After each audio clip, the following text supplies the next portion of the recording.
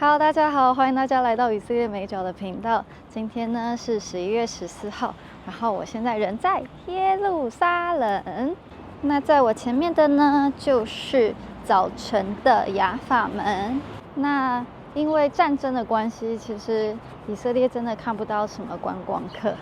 我觉得可能大家就会问说，那以色列到底要打仗打到什么时候呢？这场战争什么时候可以结束？川普上任，战争就会结束了吗？以色列它战争结束的这个必要条件到底是什么？一直打仗的话，对以色列真的有好处吗？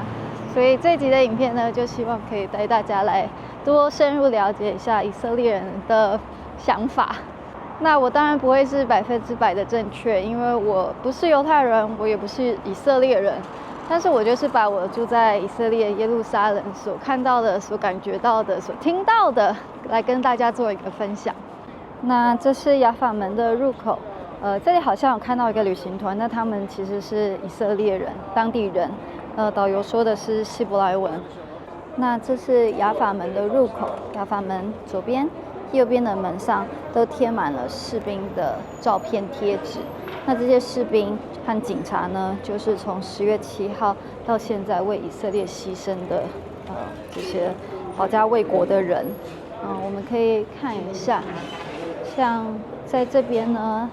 像这里就是写这个男生是2005年出生，2024年的时候过世，所以是19岁而已。那这个男生呢，他是在10月7号的那天就阵亡，牺牲他的生命。这个男生呢，他是2003年出生，2024年过世，所以是21岁。那这边呢，他是2003年出生，2023年过世，20岁。那这是2002年到2024年，22岁。那不只是在城门口有这样子的士兵贴纸，在巴士站、在人多的地方也有这样子的贴纸。那前几天呢，在雅法门的门口，这里停了一辆很明显的救护车。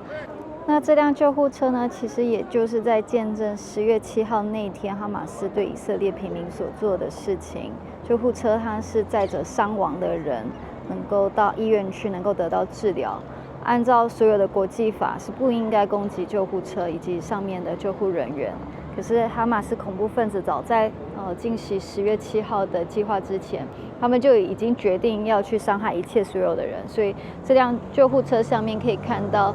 很多的弹孔，还有就是破掉的玻璃。那这就是一个见证，就是这是哈马斯的样子。然后当然同时也是纪念着勇敢的医护人员以及他们的牺牲。所以今天影片一开始呢，就是带大家看雅法门现在的样子。人民他们不断的去纪念为他们牺牲摆上的这些军人还有救护人员。在2023年的10月7号那天，有超过1200个平民，包含了妇女、孩童、老人，他们都这样子被无情的杀害。那我现在要带大家看一个地方，不过呢，刚好在等公车的地方看到一个有趣的东西。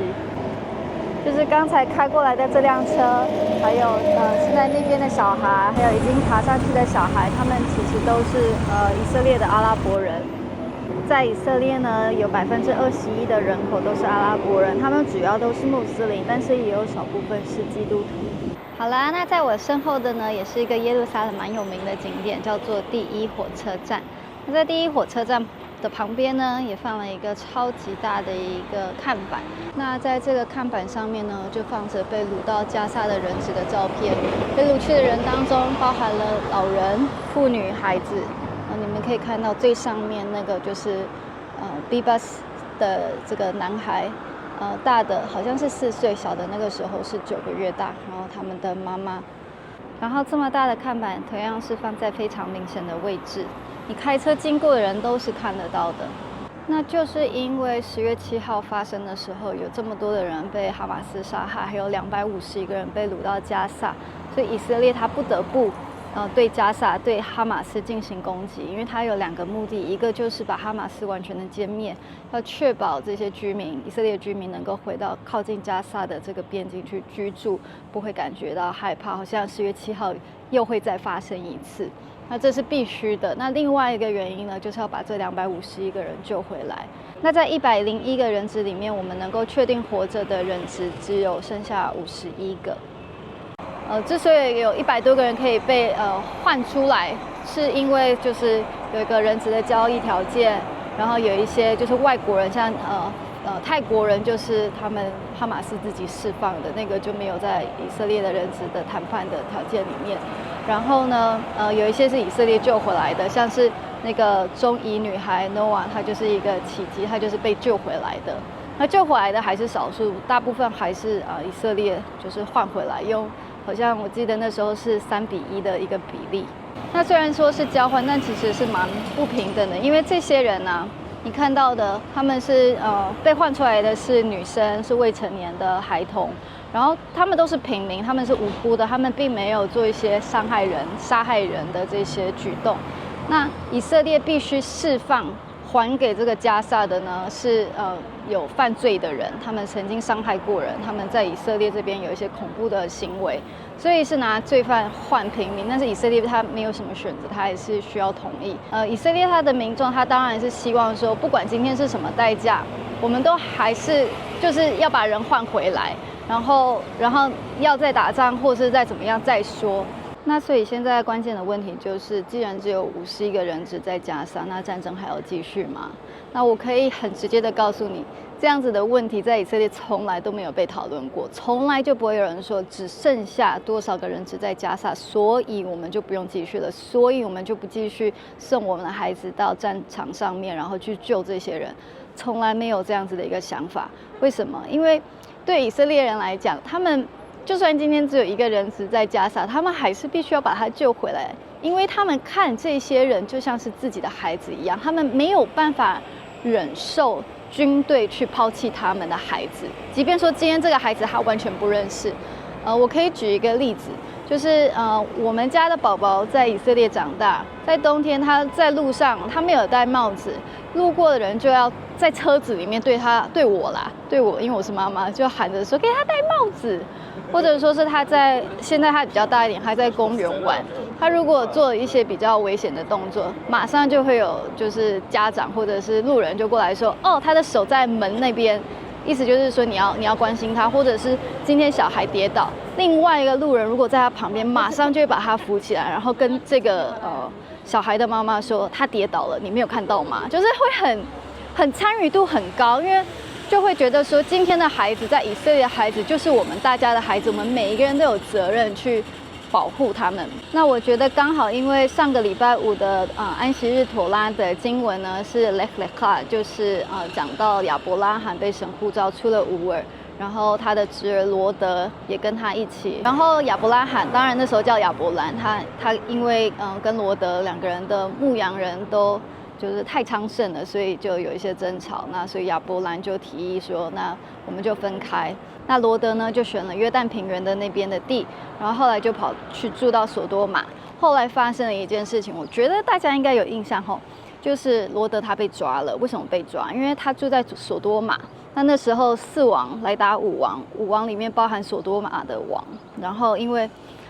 罗德住在那边，所以索多玛王被打败，然后罗德也被掳。不只是他，还有根据经文的话，还有他的妇女，还有他的人民也都被掳了。那亚伯拉罕他听到这个消息以后，他做的事情是什么？只有罗德还有他的家人被抓，需要去救吗？可是亚伯拉罕他当然是义不容辞，然后就带着就是318个壮丁，然后就去连夜的把罗德救回来。那在亚伯拉罕把罗德救回来以后，发生什么事呢？发生了一件非常有名的事情，就是麦基洗德有至高神祭司等次的那个麦基洗德就过来带着酒跟饼给亚伯拉罕祝福。所以以色列人的祖先是这样，以色列人当然也是这样，一定要把被掳的人救回来。那在我身后的车站呢，也是贴着人质的海报，这些都是还在加沙的人质。那以色列人看个体为群体的一份子，或者是看不认识的陌生人就像自己家人的这个特性呢，也可以在最近上礼拜发生的一场事件中看得出来。那上礼拜呢，就在11月8号，在荷兰的阿姆斯特丹，有以色列的马加比足球队跟阿姆斯特丹的Ajax 这个足球队的一个决赛。那发生的事情就是足球赛踢完以后，以色列人发现突然他们就被讲阿拉伯文的当地人是移民啦，所以被包围了，然后就要他们出示他们的身份证啊，证明他们不是以色列人。那如果你是以色列人，那就会被拳打脚踢，然后也有人被就是丢到河里面。那发生这一切事情的时候呢，以色列人都想问荷兰警察在哪里，为什么没有人来救他们？那最后呢，新闻报道是说有10个人受伤。台湾的新闻有报，但是就比较轻描淡写的就说，球迷他们在看了足球赛之后，然后发生冲突，然后有5个人受伤。那其实他的这个报道的风格跟以色列这边我们境内看到的差蛮多。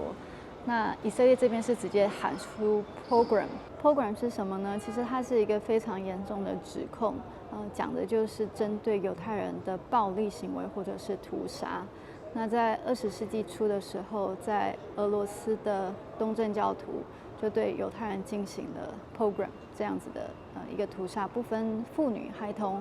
是整村的人都被这些东正教徒在复活节的早上进行了这样屠杀。所以如果你讲到这个字是真的非常的严重，那在这一场就是球赛结束后的这个很可怕的这个暴力行为，是10个犹太人受伤，可是没有人死掉。可是以色列的媒体还是用了这么严重的一个指控，就是说在欧洲又发生了 pogrom， 发生了这样子的一个暴力行为或者是屠杀。那以色列政府呢是很快的就派专机去把在阿姆斯特丹的这些犹太人带回以色列。那更甚至他们还得到拉比特别的允许，让他们能够在安息日的时候飞行。因为照理来说，安息日的时候飞机也要守安息日，是不能够飞行的。可是因为这次事件，好像让他们就觉得说，犹太人有及时的生命危险，一定要赶快把他们带回以色列，他们才会安全，他们才能够得到治疗。那除了有这个飞机在安息日飞行的魄力之外，纳坦雅胡他还在演说里面说，明天是水晶之夜的86年周年。那86年前的时候，在水晶之夜这一天，犹太人受到了攻击。可是今天不一样了，今天我们犹太人有了一个国家。那水晶之夜又发生什么事呢？其实这跟 pogrom， 就是我刚才说的屠杀的这个词是一样非常严重的指控。因为水晶之夜那一天，在德国、在奥地利的许多的犹太人，他们就只是单纯因为他们是犹太人的身份，他们的商店就是被摧毁，然后会堂里面的东西也是被摧毁，他们的经文被拿出来烧啊，会堂被放火，然后犹太人他们被抓到监牢里面受到折磨，在路上的犹太人也是被攻击。那水晶之夜之后，纳粹就开始了一系列对犹太人的这些针对啊，然后最后变成集中营，然后变成大规模的屠杀。那所以水晶之夜它是一个人性开始堕落的一个邪恶的转捩点，我觉得它是一个关键点。可是这跟上礼拜在荷兰发生的事情，真的可以拿来就是一併并论吗？我是不这么认为，因为荷兰的国王他并不认可这样子针对犹太人的屠杀。那警察也许他们失职了，也许他们应该在现场就是有更多警力保护他们，因为的确就是以色列足球队在进场的时候有得到警察的保护，那为什么退场的时候没有得到警察的保护？我也是很多的问号，然后新闻也没有特别的去讲。那他对我来讲这么快的就把上礼拜发生在欧洲的这个事件跟86年前发生的水晶之夜画上一个等号。其实也不只是以色列媒体、以色列自媒体啊，这些就是网红，他们做的事情也是差不多，就是拿一个对比的照片86年前发生在街道上是犹太人躺在地上被踢，跟上礼拜在阿姆斯特丹发生的事情，他们就做一个很强烈的对比，让你觉得哇，又重演了。那其实每一次就是犹太人受到针对，他们马上就是回到大屠杀。我可以理解他们为什么这么做，因为在感情层面上面，对犹太人来讲，就是因为那个伤他们有好过，所以你一碰到类似的事情，他的那个伤口又被狠狠的又被拉开了。当我们讲到大屠杀，我们一般人会觉得那不就是课本里面的事情吗？可能课本也都没有很认真的去讲，就是安妮日记，然后就这样带过。可是对犹太人来讲，真的是两边的爷爷、两边的奶奶，他们发生的故事，可能他们都是唯一的幸存者，他们很容易、很快的就有那种代入感，觉得发生在这些欧洲人身上的事情，就跟发生在他身上的事情，发生在他家人身上的事情，根本全部都是一样的。他们很快那个受伤的情绪就会再次被带出来，所以我可以理解为什么纳坦雅胡会在演讲里面讲，但是我们现在有一个国家，他也是在对他自己讲，也是对他的就是以色列人讲，今天我们已经有一个国家，我们可以保护我们自己的家了。那还有一个差别呢，就是以色列在文化里面，他们常常去叙述过去发生的事情，在每一次过逾越节，他们就会叙述他们的祖先在埃及发生的事情，他们所受的苦，然后他们得到的一个自由，他们从一个当奴隶之地，他们得到救赎。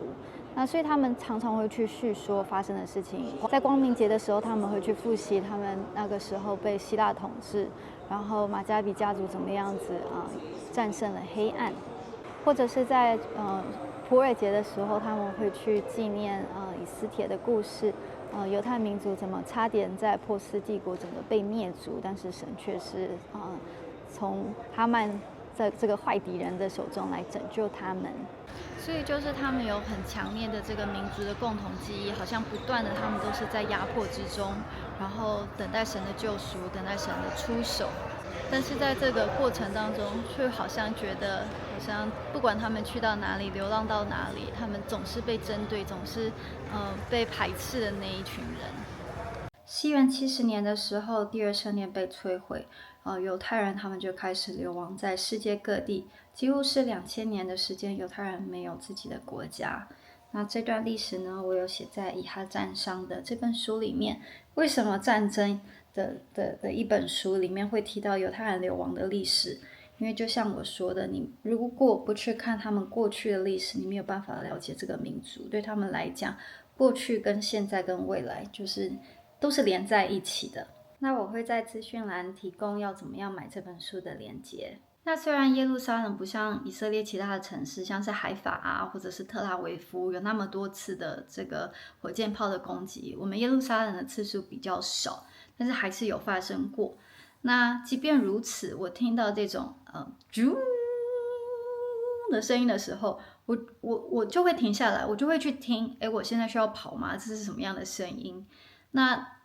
当然很多次其实那就是一个车子那个开动引擎的声音，不是真的防空警报的声音。可是我就会在想，为什么我的反应会是这样子？那我也发现我根本没有办法去改变，就是我不去注意这样的声音，就有点像是如果今天有宝宝在哭，即便我知道这不会是啾啾，就我儿子在哭，可是我还是会去注意。那这就是一个你情绪上你的理性没有办法克制的一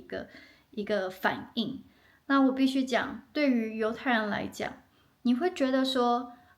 可是这是发生在你祖先人身上的事，可是这是怎样怎样怎样，好像会有很多更合理的解释。但是有些情绪的东西，它并不是说你用客观的角度来解释，然后他的情绪就过了，没有办法。